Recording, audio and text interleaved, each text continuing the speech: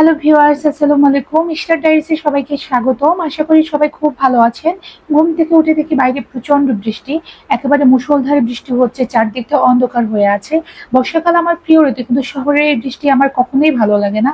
আমার স্মৃতি জুড়ে সেই গ্রামের হারিয়ে যাওয়া বর্ষাকালের কথা মনে হয়। আমরা ছোটবেলায় বর্ষাকালে আমরা স্কুলে যেতে চাইতাম না, আম্মু জোর করে স্কুলে পাঠাতো। ছাতা উল্টে বাসায় ফিরতাম গায়ে কাদায় মাখামাখি হয়ে।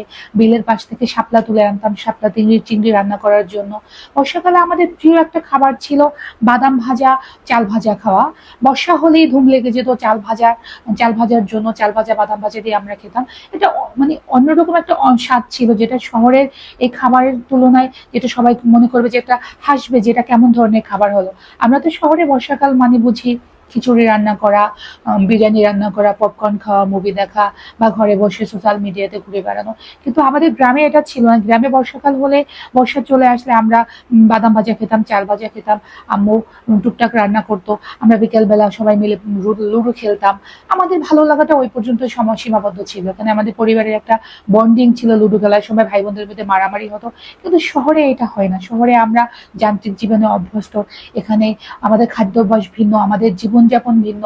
এখানে আমাদের মানে অবসর সময় কাটানোর সিস্টেমটাও ভিন্ন। এখানে অবসর সময় কেউ ফেসবুকিং করে, কেউ মুভি দেখে, কেউ গল্প করে, এভাবেই আমরা সময় পার করে। কিন্তু আমার স্মৃতি জুড়ে আমার সেই ছোটবেলার কথা মন বারবার চলে আসে। বৃষ্টি হলে বসে থাকতাম জানালা দিয়ে, দেখতাম হাঁস মুরগিগুলো ভিজে ভিজে ঘরে ফিরতেছে। ওদিকটাতে আবার হচ্ছে কদম ফুল ফুটে আছে।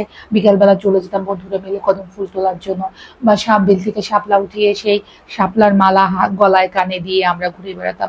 তখনকার জীবনটা অন্যরকম ছিল। আমাদের প্রকৃতি জুড়ে সৌন্দর্য ছিল, ওখানে কোনো ভয় উৎকণ্ঠা কোনো কিছু ছিল না। মনে হতো এই এই জায়গাটা আমার, এটা আমার জন্মভূমি, এখানে ভালো লাগাটা আমার, এখানে আমি আমার মতো স্বাধীনভাবে বিচরণ করবো। আমার খুব কোনো কিছুর ভয় ছিল না। কিন্তু এই শহরের এত সুযোগ সুবিধার মধ্যেও প্রত্যেকটা মুহূর্ত ভয় উৎকণ্ঠা আমাদেরকে জেগে বসে। আমাদের মনে হয় যে বাইরে যাব সেখানেও ভয়, ছাদে যাব সেখানেও ভয়, বারান্দায় যাব সেখানেও ভয়। কোথায় দাঁড়িয়ে বৃষ্টির সৌন্দর্য দেখবো? কি আর করার, রান্নাঘরে বসে নিজের সময় পার করার চেষ্টা করছি। যেভাবে জীবন চলে যাচ্ছে সেভাবেই মেনে নিচ্ছি, মানিয়ে নিচ্ছি।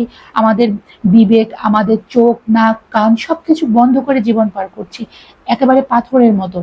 অনুভূতিকে তো প্রকাশ করার সুযোগও নেই। সবকিছুর সাথে মানিয়ে নেওয়ার মানেই যেন বেঁচে থাকা।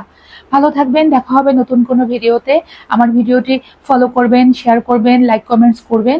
আপনাদের সাথে শেয়ার করব আমার প্রতিদিনের ঘটনা। ততদিন ভালো থাকেন। আল্লাহ হাফেজ।